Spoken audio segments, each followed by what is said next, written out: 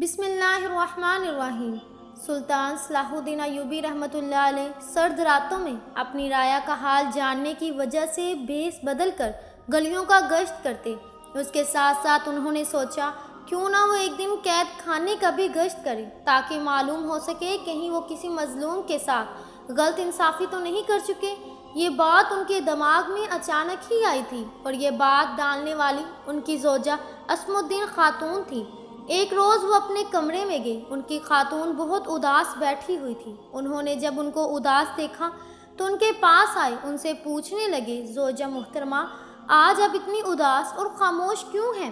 جب بھی ہم کمرے کے اندر آتے ہیں تو آپ چہک جاتی ہیں اور ہمارا بہت شاندار طریقے سے استقبال کرتی ہیں، لیکن آج آپ نے ہمارا استقبال بالکل بھی نہیں کیا، بلکہ ہماری جانب مسکرا کر تک بھی نہیں دیکھا۔ سب خیریت تو ہے نا؟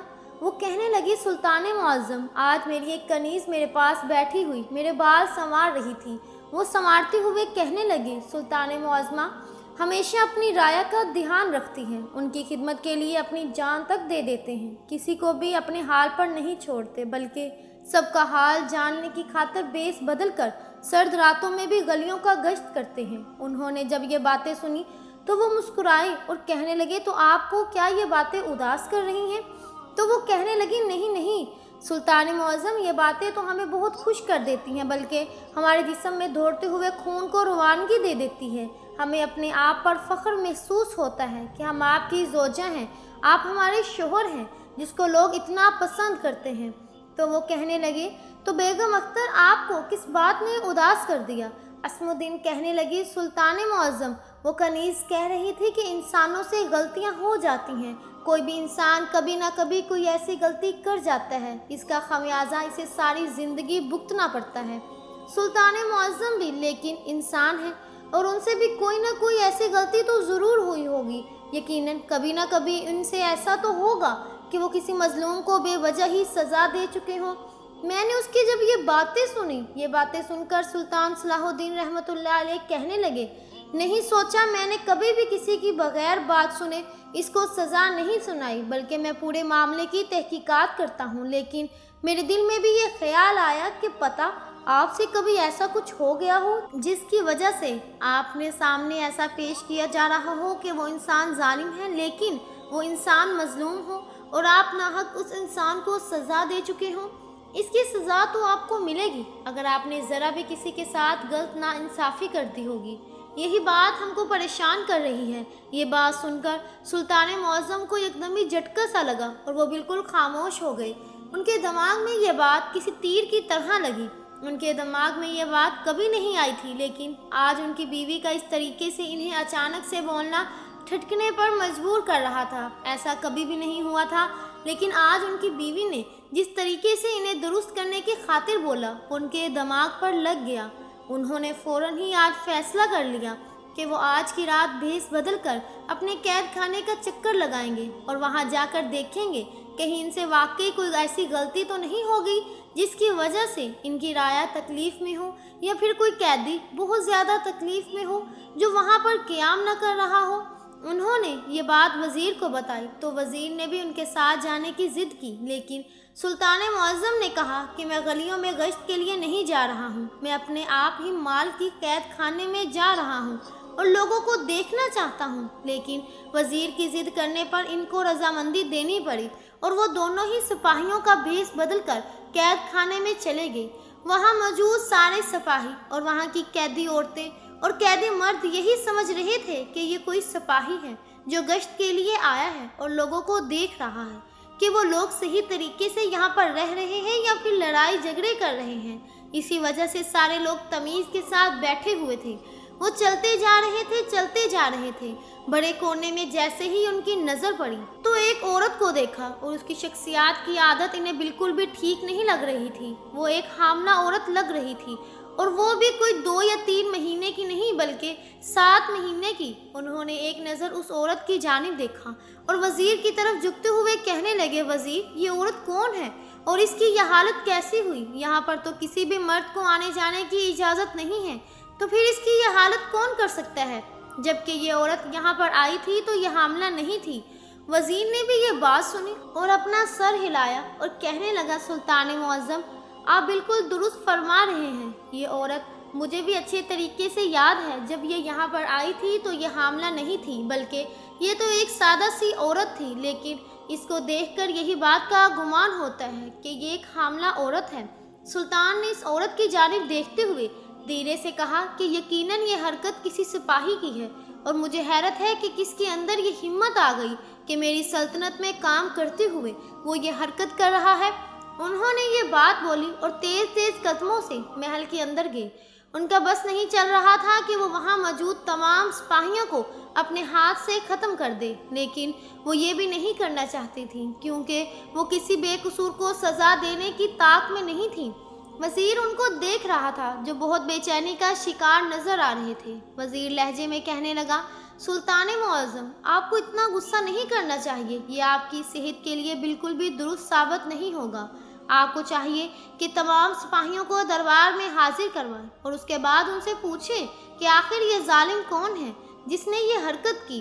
سلطان نے جب یہ بات سنی تو وہ کہنے لگے کہ میں کس پر بھروسہ کروں گا؟ تمام لوگ ہی اس سے واضح انکار کر دیں گے کہ وہ ظالم نہیں ہے، بلکہ انہوں نے کچھ نہیں کیا، اور میں نہیں چاہتا کہ اس عورت کا مجرم اتنا آسانی سے میرے ہاتھوں سے بچ جائے۔ اگر وہ میرا کوئی سپاہی ہوا، نہ پھر کوئی باہر کا کوئی مرد ہوا جو زبردستی قید خانے میں گھس کر یہ حرکت کر گیا ہو، یقین مانو وزیر، میں آج اس کی ہستی مٹا دوں گا۔ اس انسان کا نام و نشان اس دنیا میں قائم نہیں رہے گا۔ وزیر نے یہ بات سنی اور سر اس بات پہ ہلانے لگا اور اگلے حکم کا انتظار کرنے لگا۔ سلطان معظم نے گہری سانس لی اور اپنی نشست پر بیٹھے اور وزیر کو حکم دیا کہ تمام سپاہیوں کو دربار میں حاضر کیا جائے۔ ان تمام لوگوں سے اس بارے میں دریافت کریں گے، اگر کوئی بھی اس عورت کا مجرم نکلا تو اس کو آج ہی سر قلم کر دیا جائے گا۔ وزیر فوراً ہی حکم بجا لایا اور تمام سپاہیوں کو دربار میں بلا لایا۔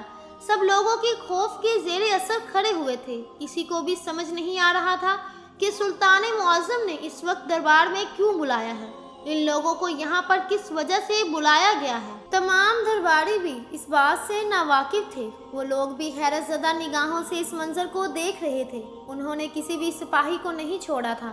دروازے پر کھڑے ہونے والی سپاہی، قید خانے میں موجود جتنے بھی سپاہی اور ان کی جنگ میں جانے والے تمام سپاہیوں کو انہوں نے بلا لیا، اور آج کسی کو بھی بخشنے کے موڈ میں نہیں تھے۔ جب یہ بات اندر خواتین میں پھیلی کہ سلطان نے آج دربار میں اپنے تمام سپاہیوں کو منجمد بنا کر کھڑا کر دیا ہے، تو عورتوں میں بھی چیم گوئیاں ہونے لگی کہ آخر ایسا کیا ہو گیا جس کی وجہ سے سلطان نے اپنے سپاہیوں کو سزا دینے کے لیے بلا لیا۔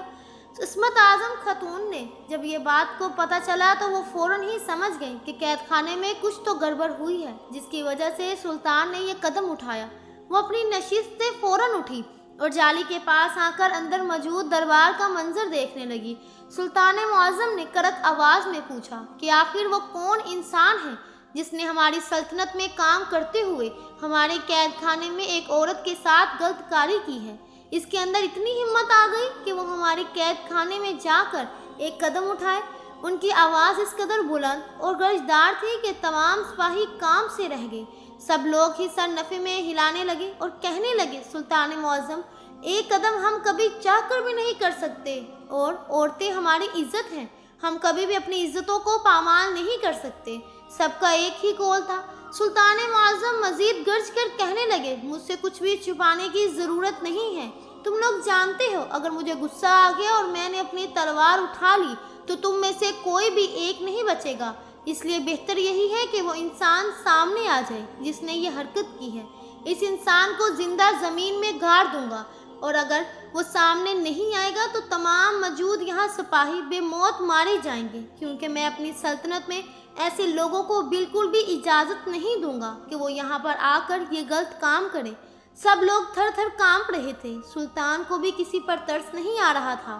جب انہوں نے دیکھا کہ سب لوگ ہی خاموشی اختیار کیے ہوئے کھڑے ہیں، انہوں نے وزیر کی جانب دیکھتے ہوئے کافی پریشان انداز میں کہا کہ وزیر، یہاں تو کوئی بھی سامنے نہیں آ رہا، آخر وہ انسان کون ہے جس نے اس عورت کے ساتھ غلط کاری کی ہے اور اس کی یہ حالت کی ہے؟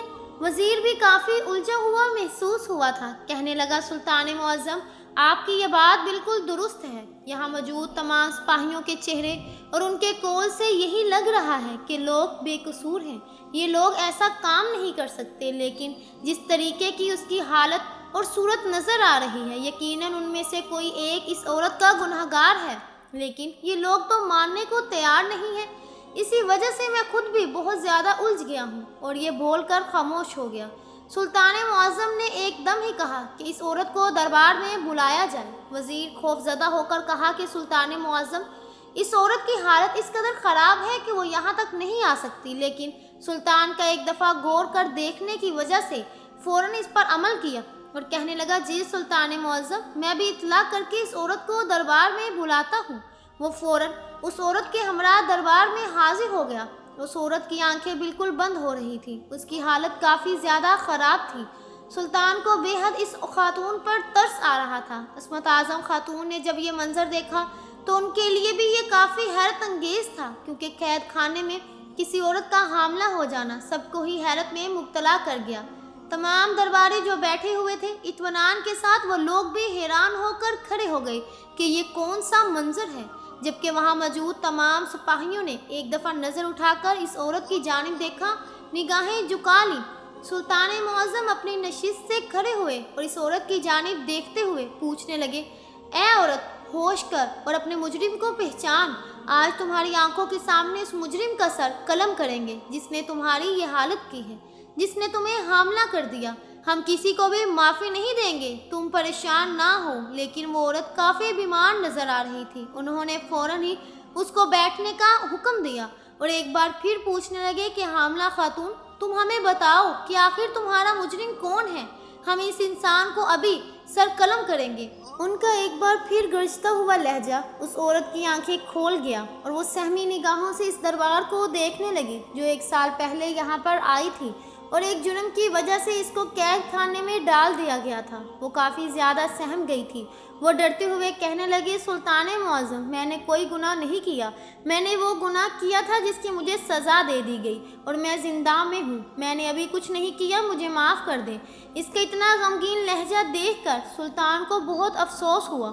وہ ایک بار پھر پوچھنے لگے، عورت، تم ڈرو مت، میں تمہارے ساتھ کوئی ظلم نہیں کروں گا، تمہیں کوئی سزا نہیں دی جائے گی، تو تم پر کسی قسم کا جبر نہیں کیا جائے گا۔ تم ہمیں بتاؤ کہ آخر وہ انسان کون ہے جس نے تمہارے ساتھ یہ غلط کام کیا ہے اور تمہیں حاملہ کر دیا۔ ہم اس انسان کا سر قلم کریں گے۔ اس کا یہ ایک بار جملہ تمام سپاہیوں کے ہوش اڑا رہا تھا۔ تمام لوگ ہی خوف زدہ ہوئے پڑے تھے اور تھر تھر کانپ رہے تھے، کیونکہ وہ لوگ اچھی طرح سے سلطان کو جانتے تھے کہ وہ جو بولتے ہیں وہ کر کے ہی دم لیتے ہیں، اور ان کے لہجے سے آج کسی کو بھی رعایت نظر نہیں آ رہی تھی۔ اور ان کا یہ کہہ دینا کہ اگر وہ مجرم خود سامنے نہیں آئے گا تو تمام سپاہیوں کا سر قلم کر دیا جائے گا، یہ بات تمام سپاہیوں کے رونگٹے کھڑے کرنے کے لیے کافی تھا۔ درباری اور عصمت خاتون اور سلطان صلاح الدین ایوبی رحمۃ اللہ علیہ کی نگاہیں اس عورت پر جمی ہوئی تھیں۔ سب لوگ اس کے جواب کے منتظر تھے۔ وہ نگاہیں نیچے کر کے کہنے لگے، سلطان معظم، جو ظلم میرے ساتھ ہونا تھا وہ ہو چکا ہے۔ اب میں کیا کسی کو سزا دلوا کر کروں گی؟ میری زندگی اجڑنی تھی، وہ اجڑ چکی ہے۔ میری عزت پامال ہونی تھی، وہ ہو چکی ہے۔ اب میں کچھ نہیں چاہتی، میں اپنی جگہ پر رہنا چاہتی ہوں، اس بچے کو دنیا میں لانا چاہتی ہوں۔ عورت کافی زیادہ اداس نظر آ رہی تھی۔ آج وہ زندگی جینے کی امید چھوڑ چکی تھی، یا پھر اس نے اپنے آپ کو ایک ماحول میں بند کر لیا تھا۔ اپنی عزت کو اچھالنا نہیں چاہتی تھی، لیکن سلطان معظم اس کے گنہگار کو کسی صورت بھی معاف کرنے کے ارادے میں نہیں لگتے تھے۔ انہوں نے ایک بار پھر کہا کہ عورت، تم بتاؤ آخر تمہارے ساتھ یہ سب کیسے ہوا؟ اس عورت نے سر اٹھا کر ان کی جانب دیکھا اور کہنے لگی، سلطان معظم، میں نہیں جانتی کہ ان میں سے کون میرا مجرم ہے، کیونکہ جب یہ آدمی میرے ساتھ غلط کاری کرنے کی کوشش کرتا تھا، مجھے بے ہوش کر دیتا تھا، میں اپنے آپ سے بیگانہ ہو جاتی تھی اور مجھے نشاور مشروبات بھی پلاتا تھا، جس کو پیتے ہی میں اپنے آپ سے بیگانہ ہو جاتی تھی، اور اس کے بعد جب مجھے ہوش آتا تو میں اپنی عزت پامال کر چکی ہوتی۔ میں نے کبھی بھی یہ کام اپنے ہوش میں نہیں کیا، اسی وجہ سے اس انسان کا چہرہ نہیں دیکھ پائی۔ آخر کون ہے میرا مجرم؟ جب اس عورت نے دکھی لہجے میں یہ بات کہی تو سلطان اس سے زیادہ پریشان ہو گئے۔ उन्होंने इस औरत की बात बिल्कुल समझ नहीं लगी और वो बहुत ज़्यादा उलझ चुके थे। इतने सारे सिपाहियों में से इस औरत का मुजरिम ढूंढना उनके बस में नहीं था। परेशान होकर अपनी नशिस्त पर सर पकड़कर बैठ गए। इन्हें समझ नहीं आ रही थी कि आखिर को कौन है वो जिसने ये काम किया है।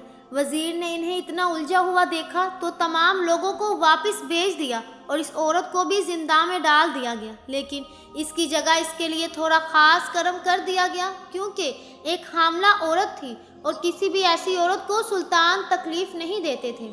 सुल्तान मुआज़म काफ़ी उलझे हुए थे। जब अपने कमरे में गए तो उनकी बीवी देखकर मुस्कुराई। आपकी परेशानी की वजह वो औरत है और आप इसके गुनहगार को ढूंढ नहीं पा रहे। इनकी ये बात सुनकर सुल्तान मुआज़म ने तकलीफ से सर हिलाया और कहने लगे, असमुद्दीन खातून, ऐसा महसूस होता है कि जैसे इस औरत के मुजरिम हम हैं, क्योंकि हमने अपने कैदी का ध्यान ही नहीं रखा, जिसकी वजह से इस औरत के साथ जुल्म हो गया। अगर हम इस औरत पर ध्यान रखते या फिर अपने कैदी राया पर भी नज़र रखते तो आज इस औरत के साथ ये सब कुछ ना होता। हम अभी तक पहचान ही नहीं पा रहे कि आखिर इस औरत का मुजरिम कौन है। असमुद्दीन खातून ने इनकी ये बात सुनी तो वो कहने लगी, सुल्तान मुआज़म, जिस औरत के साथ ये सब कुछ हुआ है, इसको बोलने की वो एक सिपाही के करीब जाए और महसूस करे कि कौन इसके करीब आया और जिसने भी यह हरकत इसके साथ की होगी, इसका सर कलम अपने हाथों से कर दे।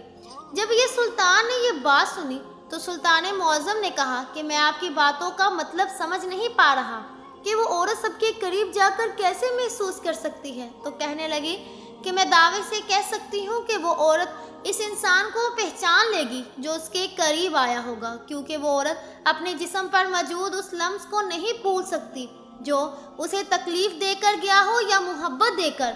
मैं आपको दावे के साथ कह सकती हूँ, आप ये अमल करें, यकीनन फ़ायदेमंद साबित होगा। उनकी ये बात उनके दिमाग पर लगी और अगले दिन उन्होंने एक बार फिर तमाम दरबारियों को बुलाया और उस औरत को बुलाकर यही अमल करने के लिए कहा। उस औरत ने काफ़ी परेशानी से सुल्तान मुआज़म की जानिब देखा, लेकिन उनके ज़ोर देने पर औरत ही अमल करने लगी। लेकिन जब वो तमाम सिपाहियों के करीब से गुजर गई तो उसने सुल्तान की जानिब देखते हुए कहा कि सुल्तान मुआज़म, मुझे ऐसा किसी ने पास जाकर महसूस नहीं हुआ कि इनमें से कोई भी मेरे पास आया। मुझे अच्छे से बेहोशी में भी इस इंसान की खुशबू याद थी। मैं इनमें से कोई भी शख्स नहीं ढूंढ पा रही जो मेरे करीब आया था। सुल्तान मुआज़म परेशान हुए और उन्होंने फ़ौरन ही वज़ीर की जानिब देखते हुए कहा कि ये तमाम सिपाही हैं या फिर इनके अलावा भी कोई है जो यहाँ पर मौजूद नहीं। इनकी ये बात सुनकर वज़ीर कहने लगा, सुल्तान मुआज़म, ये तमाम लोग यहाँ पर हैं, बस एक सिपाही यहाँ मौजूद नहीं जिसकी तबीयत कुछ महीनों से ख़राब है। वो अपने कमरे में आराम कर रहा है, इस वजह से वो यहाँ पर मौजूद नहीं है। ये सुनकर सुल्तान मुआज़म यकदम उठे और उस औरत के हमरा उस जगह पहुँच गए जहाँ पर वो आदमी ज़िंदगी बसर कर रहा था। आदमी नढाल होकर अपने बिस्तर पर गिरा हुआ था। उन्होंने हुक्म दिया कि औरत, तुम इस आदमी के पास जाओ और इसको महसूस करो कि ये तुम्हारे करीब आया था। वज़ीर और इस औरत ने सुल्तान की जानिब परेशान निगाहों से देखा, क्योंकि इस आदमी की हालत इतनी ख़राब थी, इन दोनों को ही इस पर तरस आ रहा था। औरत कहने लगी, सुल्तान मुआज़म, मुझे नहीं लगता कि यह आदमी मेरा गुनहगार है, क्योंकि इसकी हालत तो पहले ही ख़राब है। एकदम सुल्तान इस आदमी की जानिब देखते हुए कहने लगे, हो सकता है यही तुम्हारा गुनहगार हो। तुम भी कुछ महीनों की हामला हो और ये भी कुछ महीनों से बीमार है। क्या पता अल्लाह पाक अपना अजाब इस पर नाजिल कर चुका और उसकी ये हालत हो। उन्होंने अपनी तलवार इस औरत की जानिब बढ़ाई और कहने लगे, तुम जाओ और महसूस करो, अगर ये आदमी तुम्हारे करीब आया था और यही तुम्हारा मुजरिम है। अगर तुम्हें ऐसा लगता है तो इसका सर कलम उस वक्त कर देना। मैं अपनी राय में से इस इंसान को पनाह देना बिल्कुल भी ज़रूरी नहीं समझूंगा जो मेरे कैद खाने में एक औरत को हामला करके इसके साथ गलतकारी करे। उनका लहजा हर एहसास से आगे था। औरत तलवार थाम के कदम ब कदम उस आदमी की जानिब गई और उसको करीब से महसूस करने लगी। इसके चेहरे की रंगत बदल रही थी। अचानक इस औरत ने इस आदमी का हाथ पकड़ा और अच्छे से अपने चेहरे पर लगाने लगी। यह अमल वज़ीर के लिए बहुत हैरत अंगेज़ था, जबकि सुल्तान मुआज़म बिल्कुल इत्मीनान से खड़े हुए सब तमाशा देख रहे थे। अचानक इस औरत ने इस तलवार को बुलंद किया और इसका सर धड़ से अलग कर दिया। इसको बिल्कुल ये करते हुए रहम नहीं आया था, बल्कि इसकी आंखों में एक अलग ही जुनून था। सुल्तान मुअज़्ज़म की जानिब देखते हुए कहने लगी, सुल्तान मुअज़्ज़म, आप दुरुस्त फरमा रहे थे। इसका लम्स मेरे जिस्म पर था। मुझे महसूस हो गया था कि यही मेरा गुनहगार, इसने ही मेरी रूह को झंझोरा था। इसकी खुशबू भी मुझे अभी तक याद है, जो मेरे जिस्म में बस चुकी है। मैं आपकी शुक्रगुजार हूँ जो आपने मुझ इस काबिल समझा कि मेरे गुनहगार को ख़त्म कर दिया। मैं आपका ये एहसान ज़िंदगी भर नहीं भूलूंगी। उसके लहजे में क्या कुछ नहीं था। अपनी ज़िंदगी पा लेने की चमक बोली तो इस आदमी से दूर हुई और सुल्तान के बराबर में आकर खड़ी हो गई। सुल्तान मुअज़्ज़म ने फ़ौरन ही हुक्म दिया कि इस औरत को आराम की जगह मुयस्सर की जाए और इसकी सज़ा को इख्तिताम किया जाए। औरत बहुत ज़्यादा हैरान निगाहों से सुल्तान की जानिब देख रही थी। सुल्तान उसकी तरफ देखकर कहने लगे, हमें माफ़ करना, हम तुम्हारी हिफाजत नहीं कर पाए, लेकिन हम तुम्हारे मुजरिम को इंतहा तक पहुंचा चुके हैं। वो तुम्हारी सज़ा इसलिए ख़त्म कर रहे हैं क्योंकि अब तुम एक माँ बनने वाली हो और एक माँ कभी भी मुजरिम नहीं कहलानी चाहिए। तुम आज़ाद हो। आज से इस वाक़े से दोस्तों ये साबित होता है कि औरत की एक अच्छाई बहुत अच्छी होती है। कभी भी किसी भी औरत को ऐसा तसव्वुर नहीं करना चाहिए कि इसे नशा आवर चीज़ देकर इसके करीब जाओगे तो वो तुम्हें पहचान नहीं पाएगी। औरत के अंदर ये काबिलियत अल्लाह ताला ने पहले से डाली हुई है कि अगर कोई इसको गलत कारी से देखता है तब इस इंसान को पहचान जाती है। इस तरह की वीडियोस के लिए हमारे YouTube चैनल को सब्सक्राइब कर लीजिएगा। जज़ाकल्लाह। मिलते हैं अगली वीडियो में, तब तक के लिए अल्लाह हाफिज़।